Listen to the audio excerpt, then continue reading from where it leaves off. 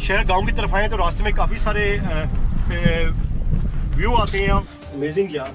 तो यहाँ पे इस वक्त शहर गांव से कुछ किलोमीटर पहले यहाँ पे एक कस्बा आता है जिसका नाम है अलकसब। हमारी कोशिश होती है कि जब भी हम इस तरह की जगह डिस्कवर करते हैं तो अपने व्यूवर्स से भी शेयर करें। जी व्यूवर्स, हम उशेगर गांव जो है ओल्ड विलेज यहाँ पहुँच चुके हैं। आपका दोस्त मलिक नदीम शेर और कैमरामैन आदिल महमूद के साथ आपको उशेगर गांव से खुशामदीद कहता हूँ। तारीख इस गांव की ये है कि ये 1500 साल पुराना गांव है और 1500 साल पहले उस वक्त के अरब यहाँ पे आके आबाद हुए थे। जी व्यूवर्स, आप देखें यहाँ पे ये कितनी छोटी छोटी गलियाँ थी, उसी हिसाब से ये इन्होंने सीढ़ियाँ भी ये हैं जो यहाँ बनी हुई है इस गांव में, वो बड़ी छोटी छोटी हैं। और आप ये देखें कि एक कमरा है उस दौर का और बहुत ऊंची इसकी छत है, प्योर ये पुरानी लकड़ी की बनी हुई है, बड़ी नाजुक सी है। ऐसे फील हो रहा है जैसे अभी ये गिर जाएगी। और प्योर जो ये गारा होता है मट्टी का, उससे गूंद के ये घर बने होते थे। और इस गांव की एक खास बात ये भी है कि यहाँ पे जो गलियां है उसके बीच में आपको छतें नजर आएंगी।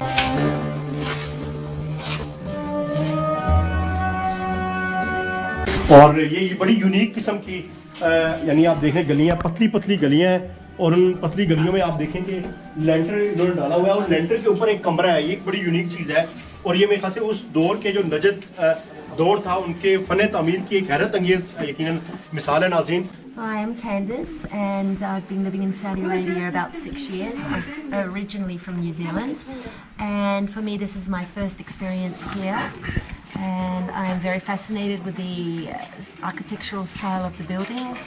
Very nice experience keeping this heritage going on. पहले मुझे नहीं इत्तेफाक हुआ कि मैंने देखा हो कोई इस तरह की गली हो जहाँ पे एक लेंटर डला हो मुख्तलिफ गलियों के बीच में गैप में और उसके ऊपर एक कमरा हो, तो ये एक अच्छी चीज़ है उस वक्त के दौर की। The fourth time, what is the special in this village? Can you like it because it's nice, beautiful, something different from Riyadh. जी व्यूअर्स, मैं साथ चले आपको दिखाता हूँ मैं एक बड़ी दिलचस्प चीज़। और ये देखें ये मुख्तलिफ मकानात हैं और ये आपको बिल्कुल खंडर नुमा दिख रहे हैं। उसकी वजह ये है कि इतना पुराना गांव है तो डेफिनेटली सारे घर तो नहीं तामीर शुदा हालत में या मेंटेनेंस जो यहाँ की इंतज़ामिया वो करती है उस हालत में होंगे। तो ये बहुत ज़्यादा कदीम तीन घर थे जो बहुत खस्ता हालत में शायद होंगे।